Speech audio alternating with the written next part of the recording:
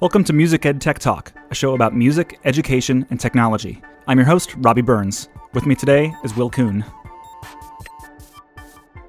Are you recording? How are you recording on your end? Or are you not? I am not currently yet. All right. Should I just take the Zoom, do the Zoom thing to get both sides? Just do the Zoom thing today. All right. Did you hear it go off? I think it's Yeah. it's like recording. Here's the thing. I'm doing that iPhone camera thing right now. Hey. So that's why it's like the wrong, like this is the camera. Yeah. But like, can I use the face, like the selfie camera when I'm doing this? Because what I would really like to do is I have this one of these Studio Neat docks that just sits on my desk. But if I have the phone on that, it's like facing my wall.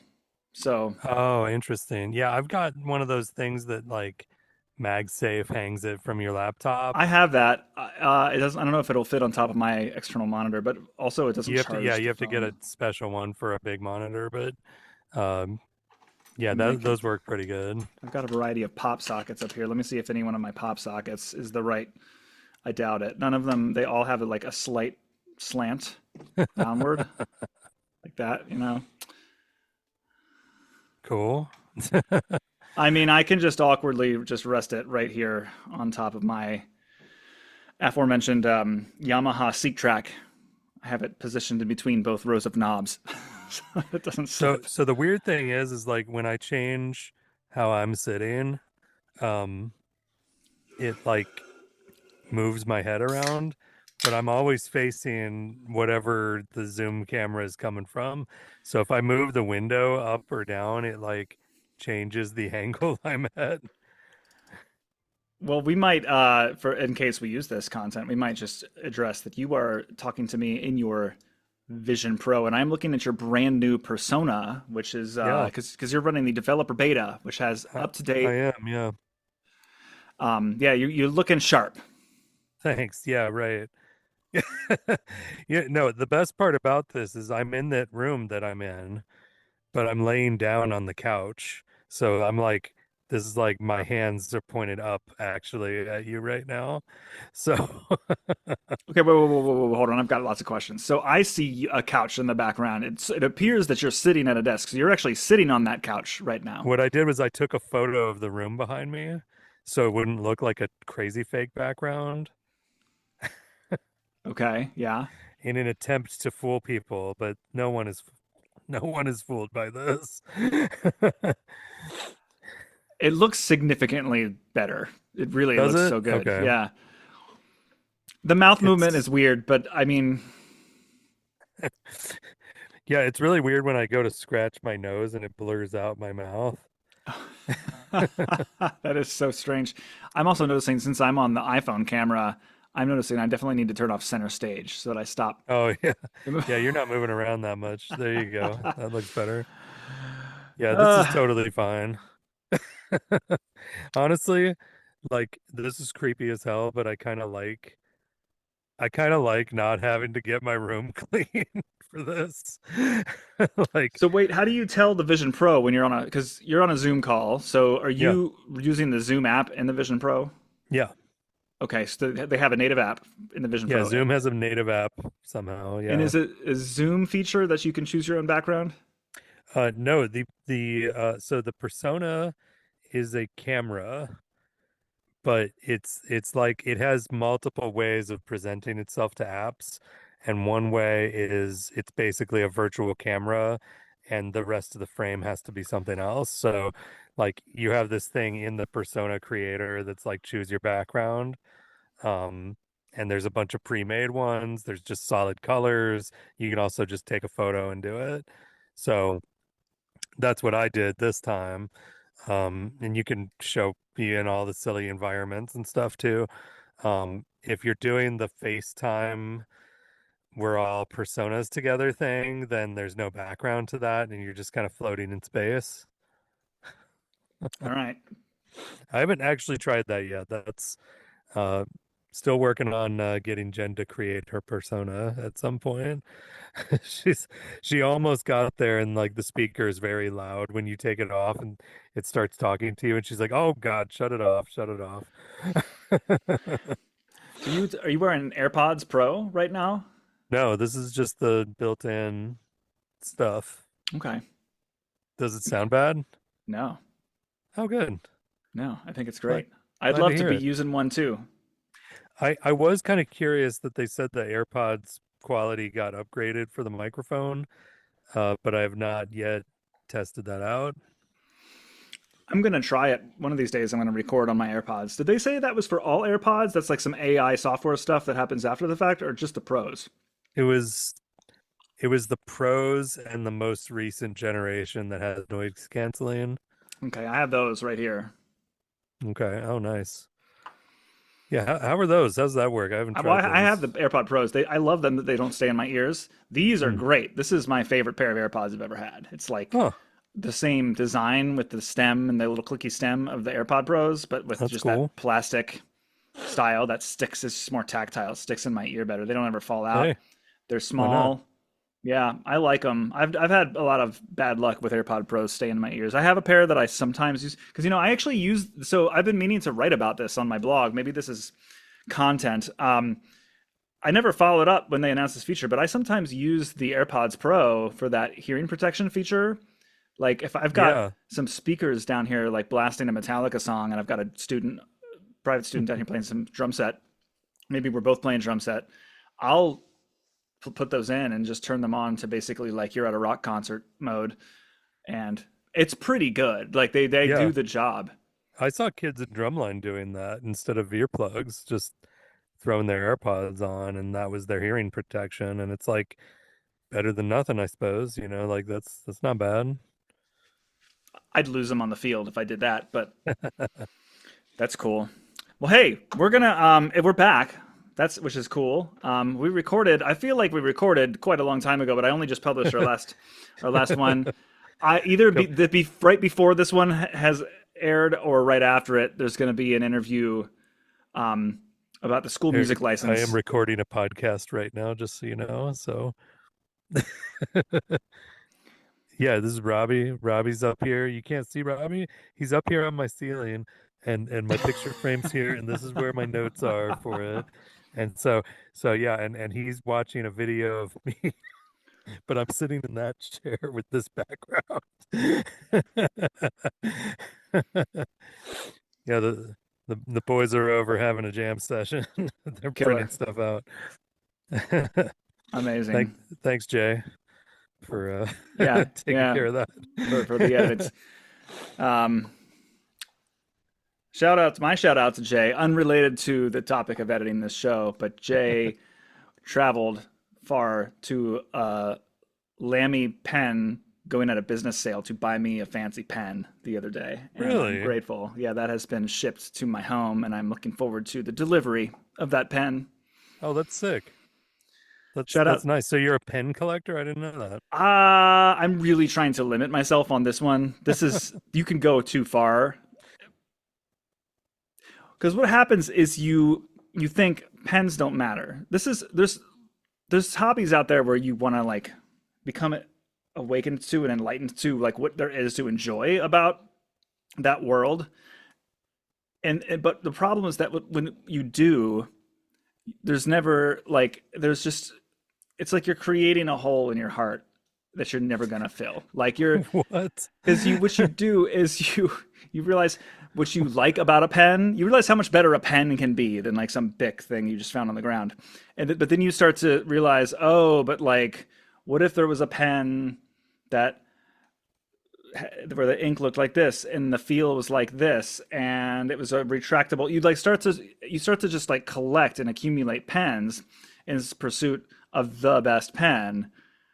So I'm not expecting that this pen shipping to my home will be the best pen. I've like had to significantly reduce because I can see myself just like going nuts and buying pens every weekend. That's crazy, dude. That's a hobby. Yeah, well, I'm trying to avoid it being a hobby is what I'm trying to do, but it's an appreciation. Let's call it that. I like it. So you can tell I'm laying down now, like, cause it's like my virtual hand is like patting my chest here. So Yeah. like this is where my hand like stops. But That's my real hand. I like Like though, even this. though your hands float are floating in front of you, I like that they're your hands. Like that, I buy it. Like I don't think Yeah, this that's is. definitely my hand. Like, is a broken finger right here that you can see is broken. Like, I don't know. I think it's good enough. My thing is like they're putting a lot of. Is this the show? Should we just like because this is all in the outline for the day? yeah, dude.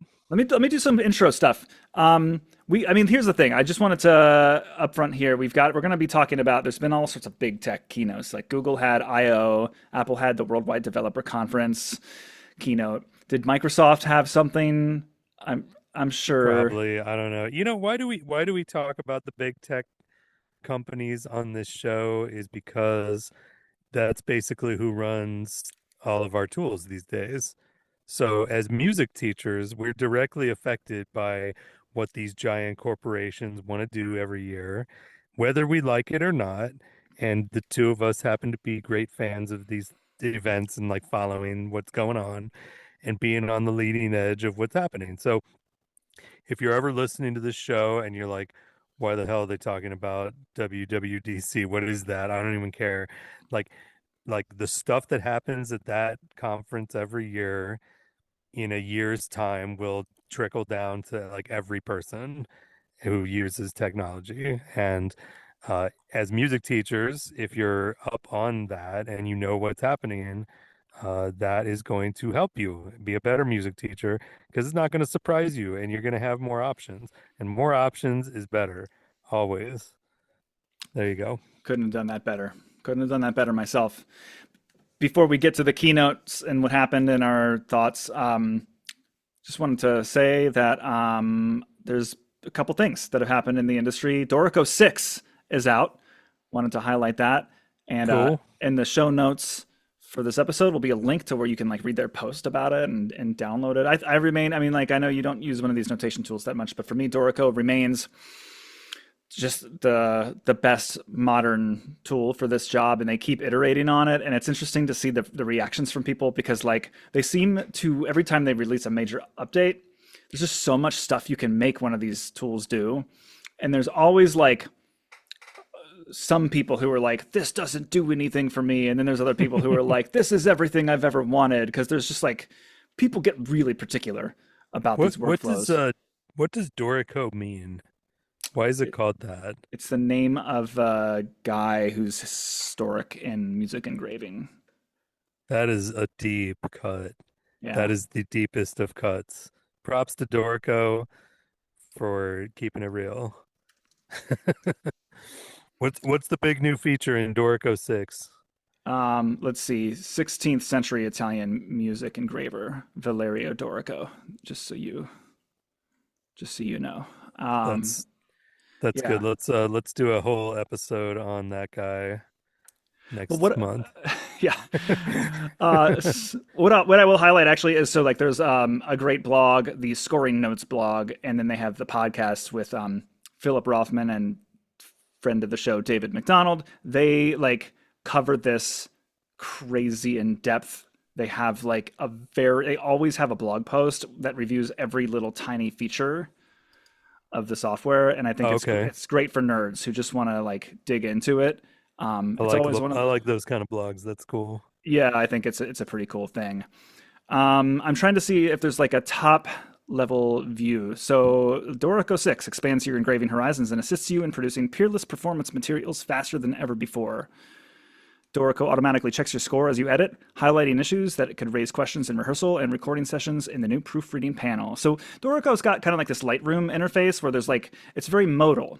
So you've got like a view that's just for the putting in the notes. You've got a view that's for making it look pretty, which in some scoring applications is it's all in the same view, it's integrated. But the problem that you Hmm. run into is like I remember when I was studying orchestration in my grad program, like the composition instructors who would teach this class would say, okay, so like in Sibelius, I have to have basically like four versions of the file for my final. I have to have one that is like where the notation is correct. I have to have one where the MIDI playback sounds listenable. I have to have one where the Hmm. parts print beautifully for people to read. I have to have another, like, they have all this stuff going on. And kind of what Dorico does is it says, hey, like one file we have a mode that's like here to just help you. It's basically like got a bunch of like Cubase junk in it to Yeah, basically like help you to like use it like a DAW to get it to sound real good. Then it's got a that's mode cool. that where you just like do graphical stuff, drag and drop the piano marking wherever you want it, and it's not going to like dynamically reattach itself to some other part of the score. Like that's kind of always been the thing for them. But I think what I like about Dorico, being not a super power user, is that they've got good workflow stuff. Like they've got little key shortcuts and key commands that can just help you input stuff. That's typically the things that you would click around in a lot of graphical menus. They just kind of have these. They have this cool feature called. Sorry, this is not Dorico 6. I'm just reviewing Dorico in general. But they've got these like little keyboard popovers that are mapped to different key commands that can like handle kind of like it's sort of not like completely natural language like you would talk to one of these AI chatbots, but it's got a little syntax shorthand where I can like invoke a dynamics popover, type like a greater than sign and then an F and then a less than sign, and it'll add like dynamic hairpins, but like it'll stretch it out over the span of whatever my selection was before I do any of that. So it's kind of keyboard friendly, workflow oriented app with a big focus on how the score looks. Okay, There's a there whole it mode is. that's print mode. Like just here's how you make it look good when you send it to the printer. Dorico 6 updates are for the heads. They're for the true fans, the true believers. Yeah, sorry, I've read one feature of it, then I stopped. Quick cuts, create cutaway scores that match the finest published works. Um, Loop any section of your score during playback to hear edits live in the next cycle. Show multiple rows of chord symbols with optional extender lines. Create your own custom chord symbols and easily override any aspect of their appearance. Full view makes maximum use of your available display, flexibly flowing as many systems of music as possible into the width and height of the window. So it has this like kind of dynamically adapting view. You don't have to like if you make your window bigger, you're not like zooming in or like just like really nice stuff. That's cool. Yeah. Um, What else we got? MuseClass is over. What was MuseClass? I don't, you know what? I should know, but I don't know. Bob Crest was on. I'll link the when he was on this show a while back, so that you can listen to it if you want the context. But MuseClass, so they're from the Muse group, and it's like one of these music focused student like one of these learning management software type things, but where it's really like specifically tailored towards the kind of things that a music teacher would want to assess and organize. Hmm. So you could think of it. I mean, I think like the analogy of comparing it to Music First might have some problems because Music First does a lot more than this, but in the sense that like you can have this tool on the web that you can like have a class organized in with student names, and then you can assign student things, and the things you assign them can be these like performance assessment type things that can or can maybe do or don't have a score that they're reading from attached, and that do or do not analyze the accuracy of their performance.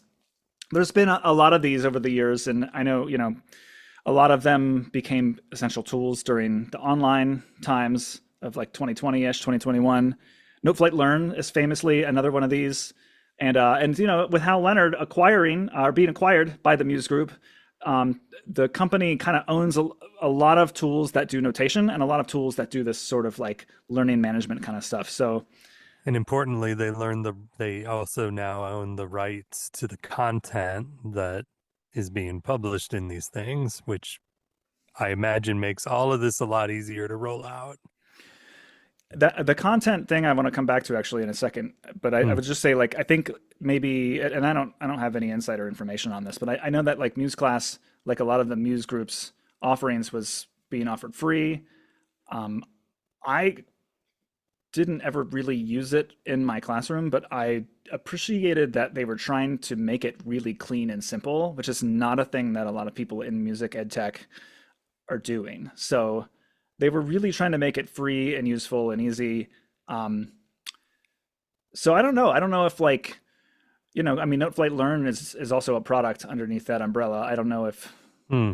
what if there's going to be some like shuffling around and some reconsolidating, but Oh, they're probably combining these things into like one thing.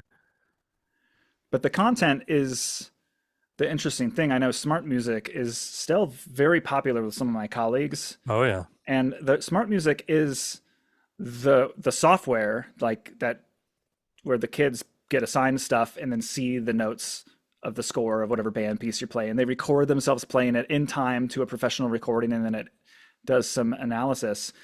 Um, but I think really like what is the reason a lot of people use smart music is the content that's in it. Like they have deals with, Yeah. there's quite a lot of band pieces that I have even just this count school year have performed that I could have if I were using smart music done an assignment in. So Yeah. there's a lot of interconnected, or I guess I should say like disconnected bits out there. There's like software that does this stuff. There's content. There's um, the I guess like the learning management part of it, because I mean most people are using a non-musical learning management. So like, can these musical tools link the content meaningfully to your existing Canvas or Mm, Schoology or whatever? that's a hard one. It feels very much like the Wild West still, but it's kind of, Yeah. there's movement happening, I think, and so it'll be kind of interesting. Maybe not to see what happens next year, but maybe to see what happens in 5 years. Okay. All right. So that's the update on Dorico, MuseClass. Ableton had a big update. That's 12.2. I would put this in the category of like another one for the heads kind of. There's uh a big quality of life improvement in autofilter, which remains the easiest to understand audio effect for most people learning this software. It's just a different kind of, it's basically an EQ curve that just does a low pass by default. It's very easy to like start playing around with. And they added a whole bunch of new modes to it, which is actually really fun because they're all equally easy to understand. So before it would let you choose like low pass, high pass, and a couple other ones.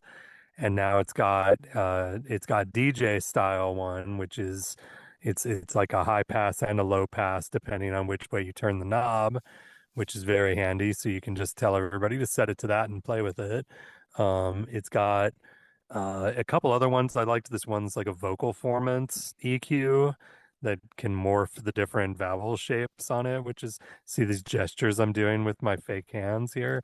Um, Very cool. And then there was another one that was kind of neat. It was like a comb filtering kind of sound that sounds if you're not familiar, comb filtering is that weird phasing sound you get if you like hear two different speakers playing the same thing and you like are walking between them. You'll hear this weird like phasing kind of sound. So you can get that effect. Um, there was another new device called Expressive Chords, which uh, I if you have a copy of Ableton Live in front of you, highly recommend playing around with expressive chords because what it is a lot of us have been doing the thing for a long time where you find some kind of way to make it so like you play one note and a chord comes out, and there's a lot of different ways to like set that up. Um, Live 12, came up with like the stacks, which used like the tonehead system. A lot of us for a long time have just been doing like scale plus chord and getting diatonic chords that way. Expressive chords is different in that it has a million presets of styles of music chord progressions, which I find very hilarious in some cases because like some of them are just like pop and it's like basic pop chords and different inversions and things. And instead of being in any kind of like, here's the note that corresponds to it or something like that, it's just like it's a bunch of drum pads that are just different chords essentially. But my favorite, because it has all these different styles of music, there's one called classic pop. And by classic pop, they mean I think somebody inside the organization is picturing no, classic pop like 1920s is what I'm picturing. And you could literally write a school fight song with this thing. It has like it's got like every 5 of 5 chord all lined up. So it's like all these little chromatic passing chords, and you can just like bum, bum, bum, bum, bum, bum, bum, like play a little 1920s jaunty tune, which cracks me up that that's even in there. But it has other ones that sound cool too, that are like more modern sounding. So, and you can extract chords from something else and then just use these pads to play them back, which is kind of nice because um you could get real good at playing chords on the push, but you're sitting on top of Ableton Live and a full computer. Sometimes you don't want to have to practice all of the, look at my ghost hands doing all of the shapes, um doing that kind of stuff. So you can just kind of load your chords onto this chord pad thing and just bonk bonk bonk. In a way, if anybody from Ableton's listening to this, don't be offended that my initial thought was this is like a much expanded version of that thing in iPhone GarageBand that lets you strum different chords Oh yeah. on a guitar, and it picks the chords for you, and they're in the order that they would be in a song rather than the order that they are chromatically. That's what this reminded me of, but it's like a big expandable version of that. So Hmm. that's the two big updates there. I've been tinkering with my Push 3. I read a blog post of somebody who's exploring upgrading it with third-party parts. Oh, And you can I think somebody on the forum I'm reading got up to 4 terabytes stuffed in there for the SSD, which wow. Because you can apparently, take the thing on the road, right? yeah, I mean, it has a computer in it. It has a full computer inside of it, SSD, battery, and an Intel NUC computer. Um, and so there's this forum, there's a few forums I found of people trying to tinker with it. And, it's just running Linux and the system's on the SSD. So like there's they just kind of clone from one drive to another, and there's a couple formatting things that people ran into that they're all sharing about. So I've yet to try it with mine, but that's my next goal because I want to try to fit all the packs on it. um I thought one thing I thought was interesting though, somebody pointed to a support page on Ableton where uh somebody tried to actually upgrade the computer unit in it the last Intel one before they shut that department down, and they couldn't figure it out. But it says on their webpage, it's like, this is not easy and it requires specific BIOS settings. Note, do not contact us to find out these BIOS settings. So, like, it is possible, is what I'm reading, but nobody knows how to do it to actually upgrade the brain of it, which lends me to like, I just never even thought of this, but like if we're building our own PC, can you even do that with ARM chips? I don't know. I mean, that's interesting though. If you could swap the whole computer out, you could get a more efficient machine in there. And if we're looking at off the shelf stuff like that, the Move actually runs on a Raspberry Pi. So that thing's got plenty of updates ahead of it, but it's like soldered onto the board. So it's like that's not going anywhere. But this thing, the entire computer comes out. So you could theoretically do a big upgrade to this thing as long as it had the IO you needed for all of the other stuff. I imagine that's why they built it that way. So interesting stuff there. You got to send me the link to the blog. I'd love to know who are the people who blog about ripping apart their Push 3. Oh my gosh. Yeah, this one guy like went into this whole, like, you could tell it's like a PC builder types, but it's like their first time doing it. So like, but they're doing it to this highly specific device. So like this one dude had a whole page about like thermal management that he researched that like is actually a pretty good guide to it, but it's all highly specific to the Push 3, which is wild. He was like saying for the SSD, you need one-sided SSDs and this kind of thermal tape because otherwise it's going to get too hot, blah, blah, blah. Like, so yeah, Wow. yeah, Wow.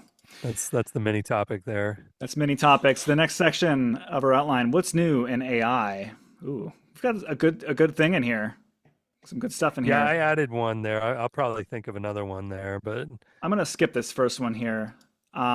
I wanted to. So there was a big thing that came out in the news several weeks ago.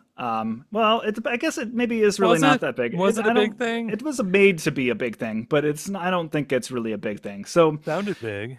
it did. I mean, What is it oh, though? oh, hold on. Zoom is sorry, Jay. I guess I don't pay for Zoom anymore. This meeting will end in 10 minutes. All right.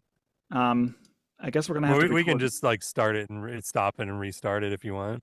Yeah, sure, we can do that. So sorry, Jay. Let's can we can do this in less than 10 minutes. So, Jony Ive, a lead designer at Apple, very involved in like the early 2000s. You know, the iMac design, the iPhone design, the iPad, like all of the stuff where like Apple is coming back and like Up through the Apple up Watch. through the Apple Watch. He was behind the hardware design of all of that, even the software design. He was very responsible for in recent years, for better or worse. For years now, he's been not a part of Apple, but he has this design company called Love From, is what they're called, Yeah, Love love From, from. who's done some stuff And for he's like, poached several ex-Apple designers from his old team. So right. like So, Evan Tankey works there now, like a bunch of these other people that have been in Apple keynotes over the years, they work there now. so like he has been creating another company with these people he's been poaching called IO, which was announced by Sam Altman and OpenAI that they're going to buy this company IO, Ooh. and they're going to make hardware products together. That there's this whole video of Jony Ive and Sam Altman like drinking espresso in a coffee shop that made me want to throw up in my mouth several times. But Some people really liked that video. I'm sorry if you did. I as presume. I mean, like the general gist of it is like presumably they're making some sort of hardware, which I can only imagine they want to be. They said it's not meant to compete with the smartphone or the computer, but it's meant. I'm just picturing some sort of little block that maybe you can hang around your neck that has cameras and is listening and has ChatGPT that you can talk to on it, but is trying to become more context aware of your life outside of your computer. That's kind of what I'm picturing. They haven't said much more about it, but they haven't said anything at all. This is very much just a signaling. There's no hardware to announce. They got nothing to ship. Yeah, it sounded like a pitch to investors for me. Right. That's Um, exactly what I thought. It's just created a lot of buzz in the tech community yeah. because this is like very much perceived to be the next big thing.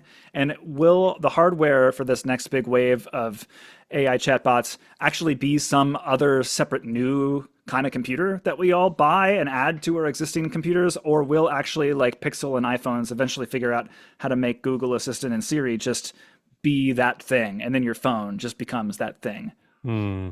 All right, so let's break this down. All right, let's do a will prediction of what this device is. Okay. So, it's not a pin. Let's discard pins. Nobody wears pins. Nobody wears Star Trek communicators. They said it's not a That's watch, by the way.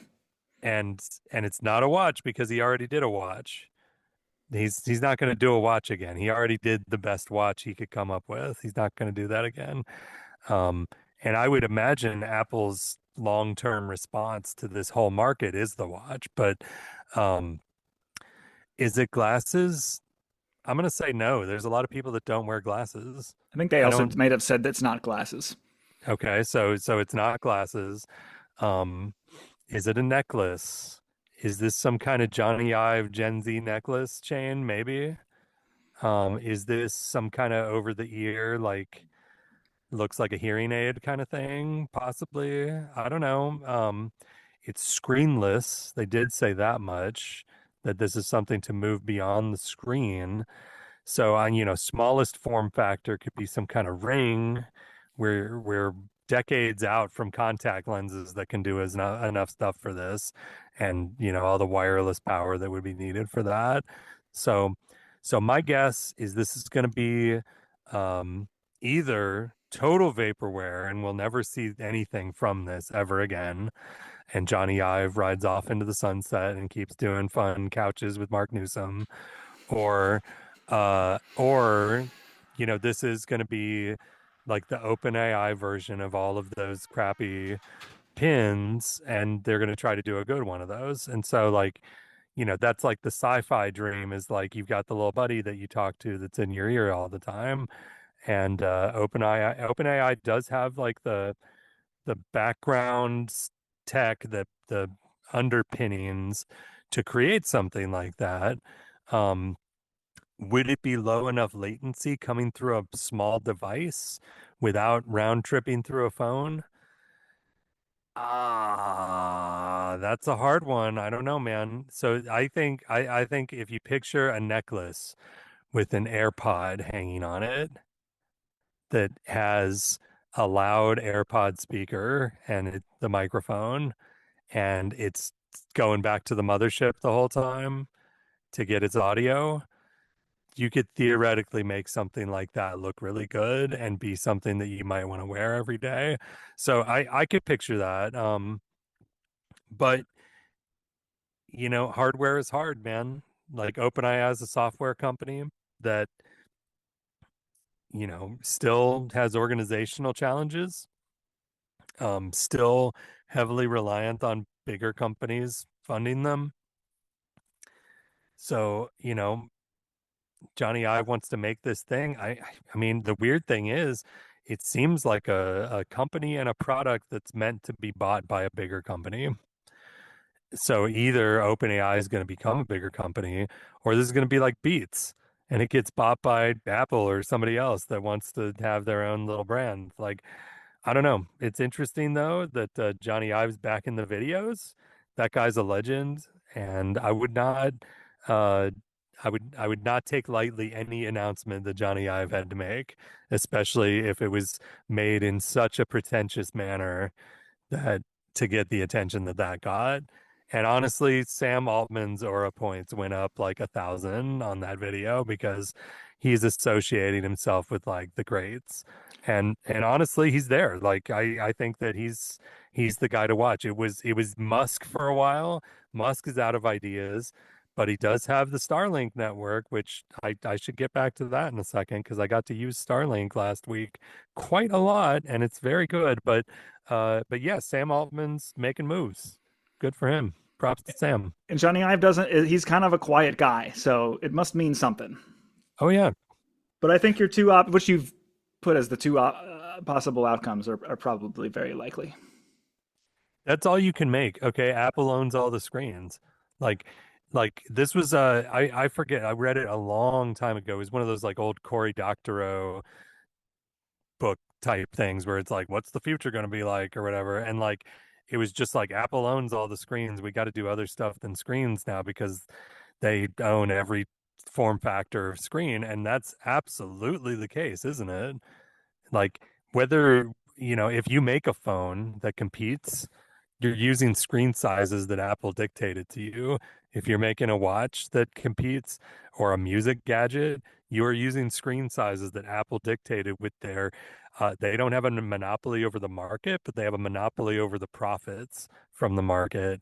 And, Samsung and Google and all these other like people that make stuff, they have to use something that's close to those sizes or modifiable from an iPhone size or tech that is being optioned for the next iPhone. It's all like revolves around the iPhone. So yeah, I mean, I'm let's break out of that bubble. Let's try some new things, but nobody's making something with the screen.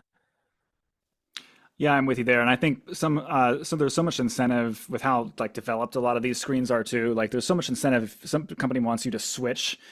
You can't like entice someone to switch to something that's like really different from the other thing. This actually comes up. Yeah. We'll maybe get to this if when we talk about the WWDC keynote, but I've heard talked about this week a lot, like with the updates to the camera app that are coming, that like Mm. a lot of other competitors to the iPhone copy the iPhone camera specifically because nobody is gonna buy a different phone than their iPhone if they don't know how to use the camera. Oh, I heard that. That was on the talk show live. I feel like it came up somewhere else too, but maybe it Yeah, was they Neeli and John Gruber were talking about that, where like yeah. even Apple's kind of painted into a corner where like if they make the camera too different, people will go crazy. Hey, we talked a little bit about automation last time, and then when editing, Jay left a note in the little editing note that we share that said this section should definitely be called Automation Station. Oh, nice. And I was, Automation station. yeah, I thought that Very was. good. This is actually one of the things I'm most excited to talk about, even though there's not too much to say about it. Oh, did you want to talk about vibe coding? Did we skip over vibe coding? Did we? I mean, I don't know anything about it. I just know that it's like a thing right now. Like my old student teacher reached out and was like, "I'm going to try vibe coding a DJ app over the summer." And it's like, I tried a couple things. It seems like like I don't feel like we're at a point where I can be like, "Give me a new DJ app," and it like just generates it for me. Like I feel like you still need to code, but I'm hearing that people who do code are really enjoying stuff like what there's one on the Mac called Cursor that is one of those things that kind of directly interacts with your code, or stuff that like assists with Xcode and Yeah, things yeah, like yeah. that. Yeah, Copilot. this actually gets so this actually I think connects a little bit to automation because to me this is like the question and actually connects to WWDC too because there was lots of announcements to improvements to the operating system that I think are like brushing shoulders with this AI future. And to me, the thing that everybody I think can get behind once it comes into fruition, if it does, is like I want to tell my computer to do stuff, and the way I want to tell it to do it Yeah. is in a way that's not so syntaxy and so much like a language as much as it is just like vibes. I want to say like tells the spotlight to call or text mom and say that in any way that I might say it conversationally, and you've got a Hmm. language model that can figure it out. And so to me, my understanding of vibe coding is basically like when you tell the chatbot to write you some code and then it spits something else back and then you kind of coach it through. You don't necessarily need to know the syntax or a language. You just kind of like talk to it and like try it out and then it kind of talks to you and says, here's how you like I was trying to write an app on my Mac the other day that could help me interact with my Canvas gradebook, and I didn't get anywhere with it because you turns out you need to know how to code to do something Yeah, anything meaningful. exactly. But like, I mean, even in the early days of ChatGPT being a public product, you could ask it, say, like write a JavaScript that simulates snowfall, animates snowfall in my web browser, and it would work. Like, I mean, that's Hmm. we've for long been there. There's that really cool YouTube video I linked to several years back of a guy writing an audio plugin for an electric guitar, pretty much just vibe coding using ChatGPT. Wow. So Wow. this is out there. It's I think it's like coding for the regular person is obviously the dream, right? That's like when Yeah. we can just tell the computer to do it and it maybe doesn't even need to have like the first step is all to for companies like Apple to connect the bits of data it already has in a meaningful way and then connect that to a language model so that I can say, log my calories for my food in my FoodNoms app and then it'll just like connect the bits based on what FoodNoms has provided and what the language can understand and figure out. But then beyond that is this whole promise of like, can the computer learn? Like, what if you don't, what if it doesn't know anything about an audio plugin? Can it learn? Yeah, it's interesting to see these things marketed in various ways because yeah, it's also easy to just say something is AI and really it's not. Like, really, it's just recommending something to you on a timer or something, but it seems like it's smart. And yeah, the vibe coding stuff is interesting because, if that's the future is generating your own apps, is that something people will want to do? Is that something that, because like programmers get really excited about stuff like that. And I'm sure it improves quality of life a lot. But when somebody says, oh, the future is just ephemeral apps that you just speak into existence, and it's like, that sounds awful to me. And that doesn't sound convenient at all because I, what the distance between me knowing I can trust that the thing I want will happen every single time and trusting the thing through the failures is a pretty wide gap, right? Like there's situations where I can just say I'm feeling lucky, give me whatever you got.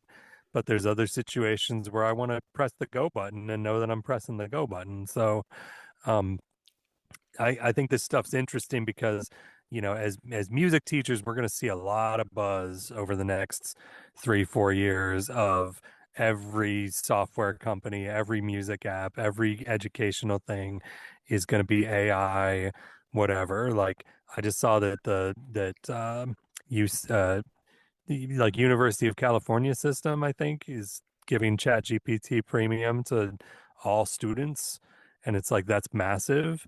And yes, it's going to require teachers to like change what they do because kids just cheat with it all the time, because you're not testing if they know things, you're testing if they wrote a paper.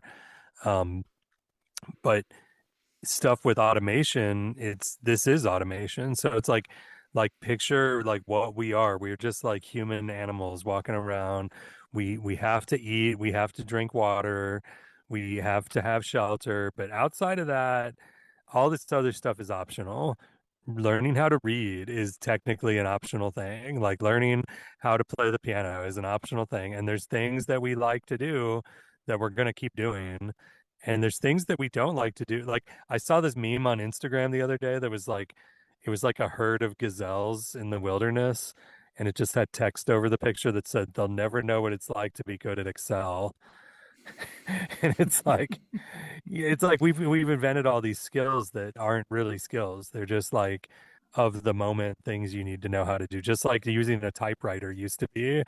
And so, writing a 5 paragraph paper with a body and a conclusion and things, what was that for originally? Why did we even come up with Well, that? Was to so I mean, this organize is where it's thoughts. it's going to get really interesting to see how we have to parse it all out because I think Yeah. those two different examples are interesting because one of them is like a little clear to draw the lines between like how that's a computing tool, like Excel, for example. Like, I don't know. I think like ways that we can bypass the limitations and I don't know resistances of our technology is a really different thing than writing paragraphs. Because like, listen, like I've had seen this problem all the time where like I'm helping a senior in a private lesson write some college essays and like they're writing it in that format that they learned in their high school English class and it sounds really unnatural and bad, like and inauthentic, and it's not their voice. But I do think we I don't think we teach that in that way to produce good writing as much as we do like the logical order of thinking. And I think it's the thinking that's the thing that people who are rightly concerned about these tools, it's like yes, we do have to think of better ways to more meaningfully engage students and assess students, but at the same time also there's like a little bit of legit concern I can understand where it's like if you're trying to like if what the student is trying to do is cheat so that they can bypass the part of the class that's meaningful, then we Yeah. have a lot of questions to answer. And I can see why some having somebody understand a logical way to structure thought in written form can be a meaningful exercise as a process, even if the goal itself is not like you're going to produce this beautiful work. So I don't know. This is tricky. This is one of the reasons I'm very excited in this moment to be a power user of computers and excited about what they can do while simultaneously teaching in the traditional performing arts because like there's no shortcut to playing xylophone and hitting all the right notes accurately. Like you got to use your hands. And Right. so like in this moment I feel like uniquely poised to like continue to help my students like engage in that part of the human experience. But it is true, it's also not necessary to play xylophone. Like but people still want to. So I'm here for it. Yeah, well, okay, this is here's my thing I've been thinking about a lot with AI. And I mean it's like the automation station and AI station is like we're blurring the lines really hard today because they are kind of related. Um, if I want to make a generic trap beat to rap over, I can have a thing generate that for me now. And learning all the music production stuff wasn't what I really wanted to do anyway, then you can skip it. And I always said, we're skipping steps, and that's okay that we're skipping steps. And some of the steps that we're skipping now are the things that this generation has built their careers on. And that always feels weird. That feels weird. No, I've been thinking a lot about this book called Childhood's End. It's by Arthur C. Clarke. Have you ever heard of this book? No. Okay, so here's the book. All right. Aliens come to Earth and say, "Hey guys, we're way beyond you. You're done. Okay, so we're in charge now, but otherwise, just keep doing what you're doing. We'd like to have a monthly meeting with your leader. And by the way, you don't get to see us. We're just going to kind of hover. and all of your energy problems are solved, all of your medicine problems are solved. You're all healthy now, and you have unlimited power, and it's clean, and all of your like war and stuff is solved now because we're not going to let you fight. So just it's all good, gang. Just be here. We're not going to let you see us for 100 years because we literally look like demons, but that's okay. You'll be okay with it by then anyway. And it just like goes through like what this next chapter of humanity is like, where all of their problems are solved. And essentially, like, we talked about this on the last ep that we did, where it's like post scarcity, post information scarcity, and stuff like that. Um, and so there were distractions, basically, like people just living out their lives as the just they're taken care of. They don't have those challenges anymore, so like entertainment is abundant. And there's even a quote that sounds just like it's from today, where it's like people can just watch things all day long and be fine doing that. And there's like an island of people that aren't satisfied with this, but it's really a small percentage of the population that is like actually wants to create things still. And here we are, we're confronted with it right now. And um, I think what's always interesting, though, is that people take situations like this. They did it with the Industrial Revolution, where, now you really have a bicycle for your mind. Now you've got a car for your mind. You can really go places that would have taken days and days and weeks and months and years, and you can do it like that now. So what do you do with that? And people will come up with things to do with that, and it's going to be great. It's going to be awesome. It's going to be different. And the old ways will still be alive. We always still learn how to walk. We still learn how to ride bikes. We use cars. We use rocket ships. Like, we use all these things for different scenarios. And that's where we get to be the ones who define what's the meaning here. So automating part of a band class, but we're still learning the physical thing about like playing an instrument or like a xylophone or something like that. Yeah, that's totally what it's all about. That's what the human teachers are here for, is to navigate that with the students, not to throw our hands up and be like, man, it sucks because of AI. Like, no, it's always sucked because of something, and in this moment you change because of the AI. And there's good things and bad things with that. And some bad things is that you just got to change what you do sometimes. And the things that were the most meaningful thing might be the least meaningful thing now, and a different thing is meaningful. And you just got to find it. You got to identify it. You got to keep hunting for that stuff. There, I'm off my There you soapbox. Sorry go. about that. I think it's important. I think like anti AI converse discourse can sometimes, like, I don't like I understand some of the concerns, and they're outside of the scope of this exact discussion. But I also think that the discourse can so quickly go to this like sort of like neo-Luddite kind of place where it's like, computers have always been taking away some kind of resistance in the creative process. Um, Hmm. and people will always want to create, I think, maybe even specifically with their hands, maybe even not on a computer, although that too.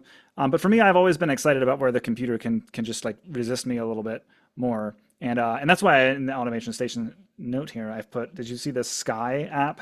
What's the Sky app? I don't know about the Sky app. So the people who were responsible for the shortcuts app, or the workflow app, which Apple bought and turned into shortcuts, which is kind of what they say is like the future of automation on the Hmm. Mac. Some of the people from this company, I guess, like started a new company. I'm probably getting some of the details wrong here, but basically, like, they have just announced and did a preview online of like what they've been working on since they've been like working on this new company. They said it was something with automation, something with AI, and what it turns out it is a Mac app that strings together a bunch of the native application APIs on your Mac, including some like scripting stuff like Apple Script and like a little bit shortcuts, and the automator. And what it does is it glues it together with ChatGPT and it gives you an interface for it. Oh, So dang. so basically, like, it'll be mapped to a keyboard shortcut. I think it's like you press the command key twice, and then you get a little chat thing, and you can be like, "Hey, this." If you've got your calendar open, you can say like, "Hey, like count all the hours I'm busy this week and then tell me. And then it'll basically like look in your calendar, Oh, send it to ChatGPT, talk to you back, answer your question in a little interface, but also it can like act on your behalf in apps. And it even has like some fairly extensible stuff you can do where you can like vibe code and like, or like put an Apple script or a JavaScript in there and have it command shortcuts. It sounds like it seems like a way to basically kind of shortcut the way to what Apple is trying to do, which is have this yeah. conversational interface you talk to in natural language, but actually please do things on my computer. Huh, this is gonna get Sherlocked real hard someday, but this is cool. I like this. Yeah, I mean, what they're obviously Apple is either going to buy them or Yeah, this is like what exactly what Apple is planning to do once they finally have conversational Siri that can this is do very things. compelling stuff. This is I mean, it looks like it actually works, which is very fascinating. And it looks like some of the Siri demo that never happened mixed with Spotlight, kind of. Yeah, yeah. That Yeah, was my take too. So I mean, I don't know how long this will be, it's cool. not in the system like an Apple feature that just ships with a Mac, but and then it seems like it's coming fairly soon, like by end of summer maybe, or at least they're going to have a beta out by the summer. It seems like they're making Huh. good progress. So All right, I've got a proposal for a new mini section okay, of our podcast that I just thought up just now. But we should address because I had to address this with my son the other day. Uh, like something that is like the take for granted answer that like people are afraid to ask. And so here's the question was like, why is a Mac better for audio? Okay, and this is not like an Apple podcast, but I'm sure if you're in audio land or music education land, you see a lot of musicians using Macs. And, it occurred to me that even more so than video editing or coding or anything, it's like very like Mac. Mac is what you use in audio. I see very, very few PCs. Um, and I thought this would be an interesting one for us to answer just and maybe in the future we can answer questions from the listeners, but just like kind of like everything you wanted to ask but you were afraid to ask, like uh like in health class in seventh grade or so, the teacher says, well, okay, I'm gonna give you all a little piece of paper to write your question on it, and I'll just pull these out of the bowl and answer them, and that way you won't be so embarrassed. we could call the segment Ask METT or Ask Music at Tech Talk, or we could just call Yes. it Question Box. Yes. I like it. Very good. We'll workshop that. In the meantime, I'm on Mastodon and Blue Sky and sort of Threads.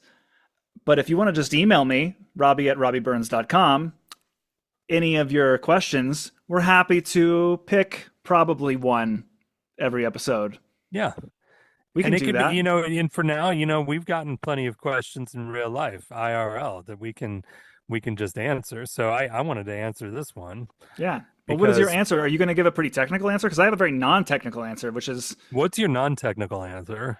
um, well, I think there is a technical answer which is valid and correct, but I think also like, I think that musicians care about style, and I think they care about tools, and I think that a musician who has mastered a tool that helps them to be expressive wants other aspects of their computing to be expressive also. And so I think things that are like not necessarily like how the audio drivers work, but that also like pertain to the user interface of the operating system, or like what apps look like on the system. Like I think that those are things, if they're not things that attract musicians who are preoccupied with style and with execution, then they certainly keep them there and make them less willing to go.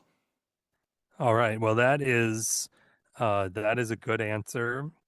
That I would put that definitely in the aesthetic category and not the technical. Um, and I would say for a hardcore PC fan, Mac hater, that is not compelling enough of an No, argument. So allow me go for it. to to go for it here because Because I teach, I teach on Macs, but I also teach a college class where they bring their own laptops, and I see the differences, and I see people who are actually really good at music production on PCs and what they deal with. It has cemented some of my opinions because I see just how much they have to deal with. So there's two main things that I see PC people deal with, and Mac people listening are gonna be like, really? They still deal with that? Yes, they still deal with that in 2025. One is audio latency.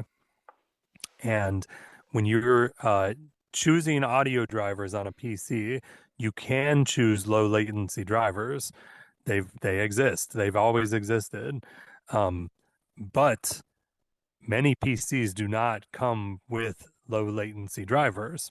So this becomes like it goes from like moderate technical thing of I'm trying to learn music production to like most people would consider very technical thing, changing audio drivers and installing a different audio driver. Now, fortunately, PC people are kind of good at like dealing with graphics cards and things like that. So they know about changing drivers because they spend a lot of time trying to make their game work rather than playing their game. Um, okay, but so you've got the audio driver issue, which, low latency in an audio driver is very important for music because you press a button and the sound has to come out immediately. Um, and if anything is above 20 milliseconds of delay, you start to notice it. That's your human perception limit. So as that latency increases, here's what you lose the ability to do. So on the basic end, I have a MIDI keyboard and I want to hear the note right away. But let's say I want to round trip audio through the computer and spit it back out from a microphone. This is something that Mac people are doing a lot on high performance audio interfaces where they have a vocal coming in, going in through their software, being processed and spitting back out. It is technically possible on a Windows machine to do that as well, but highly less accessible, and many would argue less reliable too, because you don't have the stability in those drivers because a lot of times they're written by third parties and not by Microsoft. Okay, that's item one. Item two, this blows my mind. Okay, how many times, Robby, have we gone to a conference and it's time to present your thing and it involves audio software? And what do we do when we're getting ready for that? We walk up, plug an HDMI cable in, plug a headphone cable in, we're good to go, right? Sure. Did you Yeah. did you know that people doing that on a PC do not have that experience? Are you familiar with the struggles that they encounter just doing that simple thing? Because I've seen it in every class I've taught where that's like the final project is to do some kind of performance, and they take their machine up to the front and they do exactly what I just described. And the Mac people never have a problem doing it.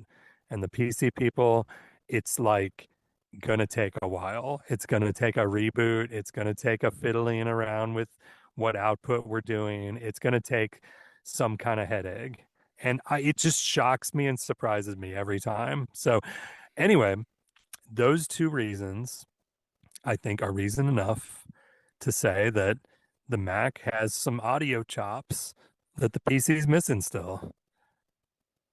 There we Yeah. go. That's There it my is. treatise. I That's love my that. soapbox. I love that. So if that answers a question for somebody out there, if you're talking to your tech department, they're like, we don't agree with Macs in this department. Like, here's a possible way you could deal with that. You could have something to tell them. Right on. All right. Well, we're gonna just squeeze real tight through our keynote, big tech keynotes. If you hate that segment, by the way, No, I love and it you want to actually. cut that whole thing out, if that felt too crazy, just cut it out if that's not the tone of the show. I just thought I'd try that. No, I like it a lot. Lots of shows have an ask thing, and I like that. I like it when I get email from y'all who listen. It's Let's go very to the nice. Met mailbag. Yeah, yeah, I like it. I like it. All right. Well, the big topic. I mean, I don't know. I think I've been Let me just say one thing about Google, because I did watch a little bit of the Google thing. It all just circular connects to the AI discussion. I think Google is doing a couple of things. I think Google is in true form announcing all these fragmented little things, all of which are AI, none of which seem like they're actually finished shipping products. And none of the it all seems like different flavors of the same thing, much in the same way that like several years back Google had like six different chat apps and like none of them talked Oh, to each other. oh, that was the like worst. like on the one hand it's hard to like get excited about what Google announces because it's like clearly people just want one thing to talk to, one robot to rule them all. Clearly you just want one robot to rule them all, and it's Google Assistant. And you've kind of rebranded it Gemini, but Google Assistant is still a separate app and service. Then you've got Yeah, Google Search, which has AI results in it, but that's not the same thing as like now how Chrome is going to have some AI that looks at the websites you're on and yeah. can answer questions about them. Like they're all Oh, different weird. bits instead of like just one integrated whole. But I will say that Google is with all these little bits that don't feel integrated. They're betting big that the real like connective tissue of AI agency is going to happen on the web. And I think that's that's going to be a potential problem for Apple if they continue to want to Hmm. do everything on device and through app intents and like having software developers give actions of their apps to your iPhone. Like I think what OpenAI and a lot of these other like companies are clearly doing is saying like, okay, like Airbnb and Southwest are gonna all like create new plugins, and then what we're gonna do is you're gonna type into ChatGPT like book me a trip to Japan, and it's just gonna like go to all these apps and get you the tickets for the cheapest price and get you the room and do everything and then spit you out an itinerary. If Yeah. that really is the direction the industry is going, then not only is Google well positioned with all their web background, but they also have the best assistant that you can talk to that is on a device. Hmm. So Yeah, I agree with that. If you a good, okay, I trashed on Image Playground before, and I still don't think it's like the most compelling app in the world. But in the betas, the new version of this actually lays out the landscape of what Apple's trying to do a little bit very well, which is you have their models, which are on device and are fast, and they're kind of bad. And then or now you have a new button in there that just says use ChatGPT's image generator instead. And it's much better and it's much slower. And there's your choices right there. You have fast and bad or slow and good. And I think Apple's betting on sometimes you're going to want the fast, sloppy one versus the long, slow latency one that uses cloud computing. And like that to me, like, okay, there it is. So the other companies are all going to these big, huge models that run in data centers. And you can also cram one onto the actual device.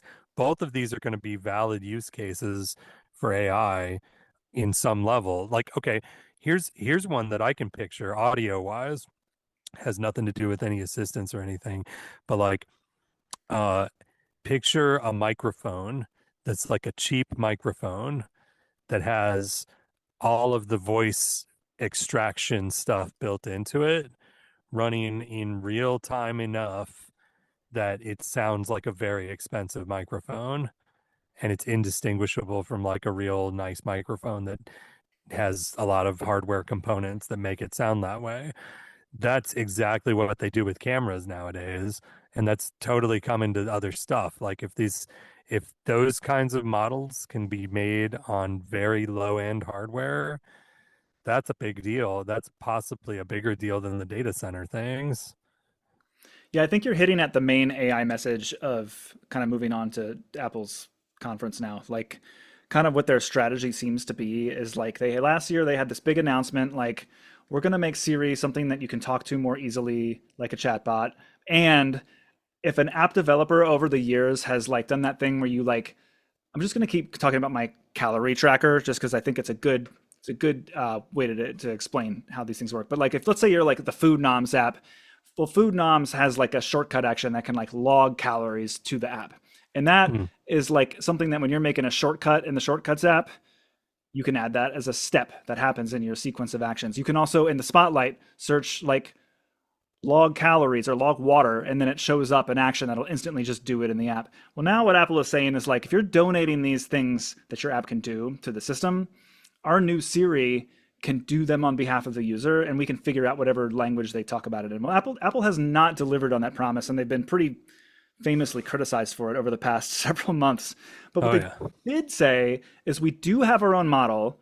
It's not as maybe as good as ChatGPT, but it's free for developers to integrate into their apps, and it runs on device. So it's fast, it's free, and it's good enough to do your little tiny thing you might need it to do. Yeah, there you go. That's a big deal. That's a really big deal. A lot of developers are speaking very, very positively of it since it was announced last week. But then also, they're kind of stopgapping their lack of a good Siri by like shoving ChatGPT into everything, and I kind Yeah. of like that. I'm like, yeah, sure. We'll let Image Playgrounds is bad. We hear you. Just let ChatGPT do it. Yeah. Oh, we hear you. We can't like see everything that's happening in the world, like maybe whatever devices that they are thinking they're making with Johnny Ive, but take a screenshot and then just ChatGPT will like figure out, oh, is there a lamp in that screenshot? Let me show you on the internet where you can buy that. Like, No, that's the right move, honestly. Like they don't have to be everything.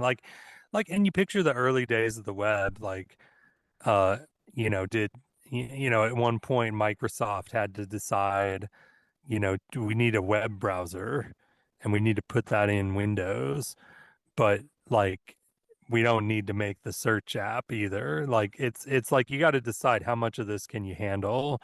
And even a big corporation that's like Apple sized like has to figure out what their strengths are. And like, yeah, doing a web service, not traditionally their strength. Doing an on-device hardware processing, definitely their strength. So yeah, I think that's the right move for sure. so that was, I actually was kind of encouraged by some of this stuff. And I think like you, I mean, way back when we started recording, you mentioned that because of the challenges of how the limitations of these language models, it is really hard to there's a lot of things that need to be resolved before any of these companies can get that thing you talk to on your phone that's just in the background talking to you like a person and doing the stuff with accuracy. Like I don't know that Hmm. that's Apple says we're getting that Siri feature like sometime in 2026. We'll see. But in the meantime, I think there's some like really quality of life stuff through their AI portions that we just talked about. But I also think there's like some of the really good, like nice little like quality of life features elsewhere in the keynote too. Like updates to the phone and the messages app are always welcome, in my opinion. Like they have this new thing they said where if you don't have to wait on hold. Like if it your phone will detect on hold music and then like lets you close the call and it'll notify you once there's a person. I haven't tried that yet, but that looks very cool. And you know what? Liquid glass. I like it. I know that Apple will have to dial it back because you can't read text through Yeah, this new you design that they can. Those unveiled. people are whiners. Get over it. It works really well. Like I've got it on like all my devices. The only place where I have a big note for them is CarPlay. Uses the same gray color for deselected and yes selected, and it Oh, does that okay. thing where you're like, which one is it? Is it on or is it off? But that one's obviously not done yet. Like, uh, the one on the phone, it's the most aggressive one for sure. Um, So much of it is on the lock screen. So I feel like when I look at when I'm on my iPad, which is the only device I put it on, um, I'm most aware that it's there when I'm like yeah, right before I open the iPad, unlock it, and then I barely notice it's there. I think it looks best on the iPad, honestly. That's the platform I think that it looks the best on. It's the least aggressive feeling. Like it's almost like not there enough on the Mac to notice it. And on the phone it's like, woo, this is a playground of design. But on the phone, what gets me is the play button on a video, like warps the video behind it. And that's crazy the first time you see it, but then you get used to it and you're like, that's cool. I like it. It's like bloopy, bloopy buttons everywhere. Yeah. I'm into it.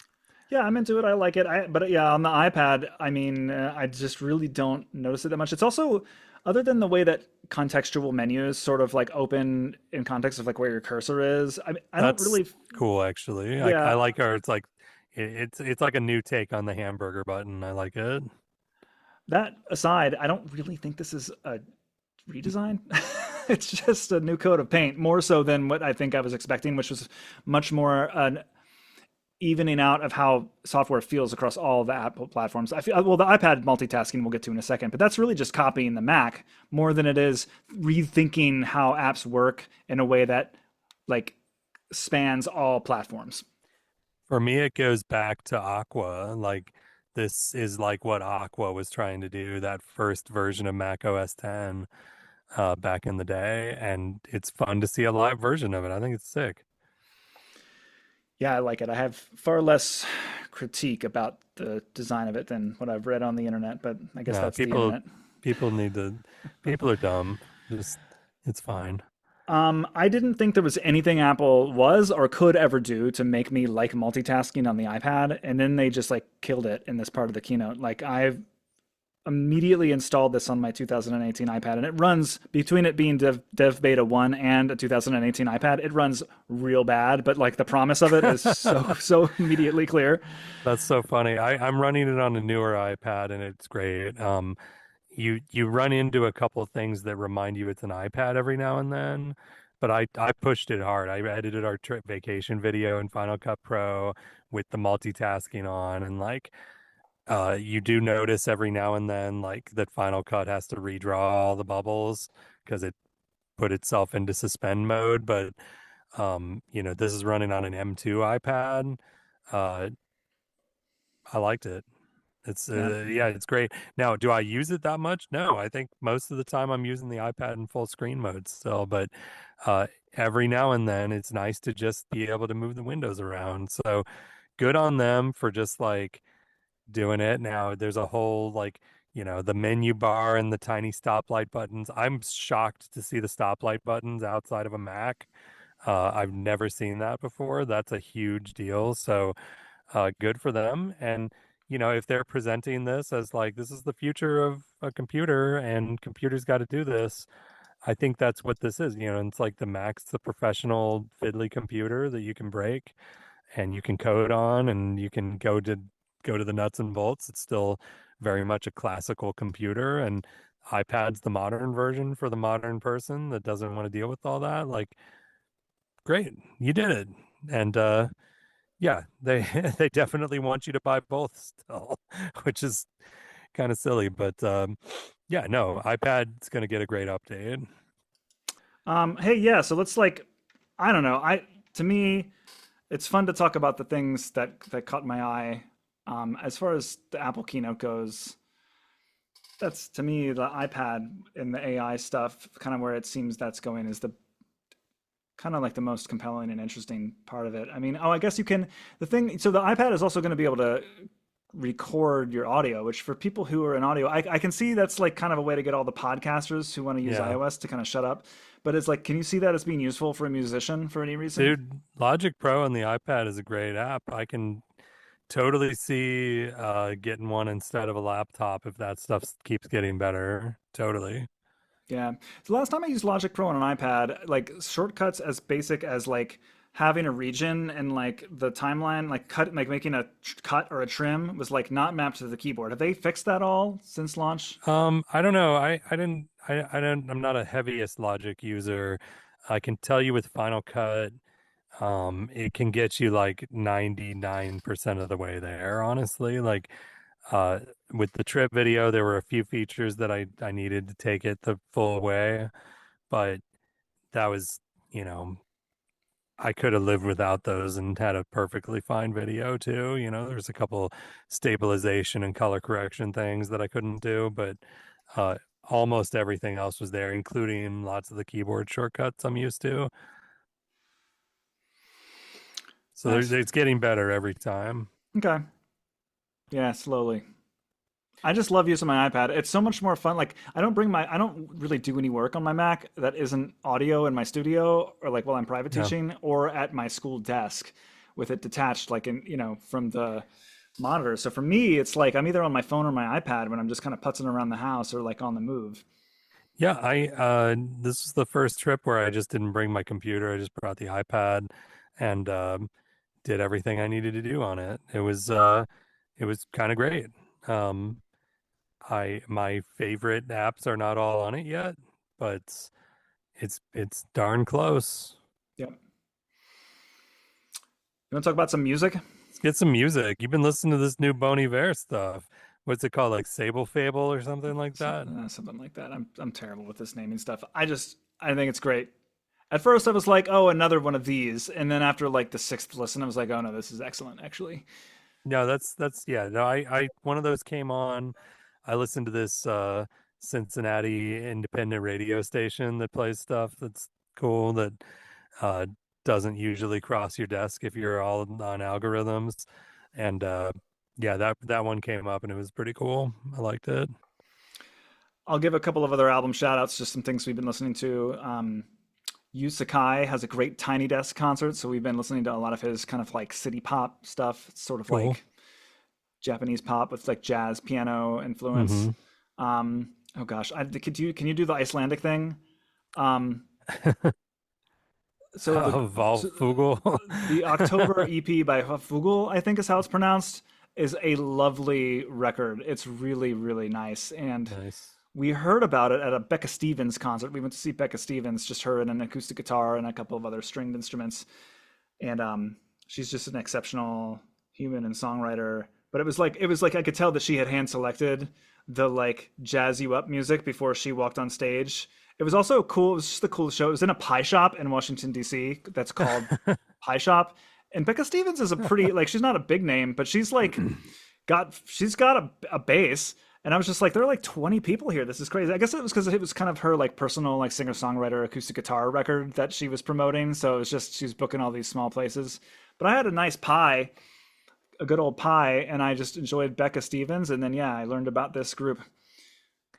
I stuck Shazam up to the up to the speaker. Nice. I'm with her, which is like the Americana folk newgrass supergroup. Has a new record. It's Aoife O'Donovan, Wait, Sarah. what's that word you just said? Newgrass? That's like the term I use for like Punch Brothers and Nickel Creek and all of the progressive bluegrass people. Never heard that before. That's amazing. Yeah, they've got Sarah Jaros and Sarah Watkins and Aoife O'Donovan have a new record. It's exceptionally good. And then I've been listening with my son to a K-pop playlist made by a friend of the show, Dr. David MacDonald, called More Like K-BOP, Am I Right? And I'll have to ask him if he's cool with me sharing the Apple Music link in the show notes because that's a pretty good mix. And Yeah, dude. regularly, my son will just say, like, did you make sure to say thank you to that McDonald's guy for the music? Ah! That's awesome. Yeah, I've been listening to mostly like internet radio lately, just uh and a lot of times I don't even know what I'm listening to, just like a bunch of indie music. But um yeah, the E40 Tiny Desk concert crossed my desk and wow, I haven't thought about E40 in a long time, and that was just delightful to see that man sing those like early 2000s, 90s rap tunes, Bay Area stuff. I was really into this. He appeared on a DJ Shadow record called The Outsider back in the day. And it was a very divisive record because it wasn't chill like his other records, but it had this like San Francisco Bay Area hyphy rap on it that was like unlike any of the stuff that was mainstream. And even it wasn't even like the off the beaten path stuff. It's like if you wonder like where something like Danny Brown comes from, like go hit up some E40. There's a lot of good music out there, and the Tiny Desk show is just a joy. I really enjoyed it when you sent it to me. Oh, you watched it? Yeah, yeah, it was excellent. Very cool. I need to listen to the rest of that Bonnie Bear album. I can't Yeah, talk. he just really knows how to use the saxophone. I feel like, amongst other things, I saw him live back when. Speaking of Newgrass, back when Chris Thiele had taken over that like Prairie Home Companion show and renamed it Live from Here for a little Oh while. yeah, yeah. They had a show in New York that we went to, and it was it was the show Live from Here, but they had Bonnie Iver was the guest, and it was like just him and like an electric guitar and a pedal board, and then a tenor saxophone with a pedal board, and the Mm. how expansive and huge they sounded, just the two of them, was pretty nuts. And then like Chris Thiele and then Aoife O'Donovan came out and like did some of his songs with him in harmony, and I was like, this is good. This is also never going to happen again. I'm very glad we're here. Very cool. Very cool.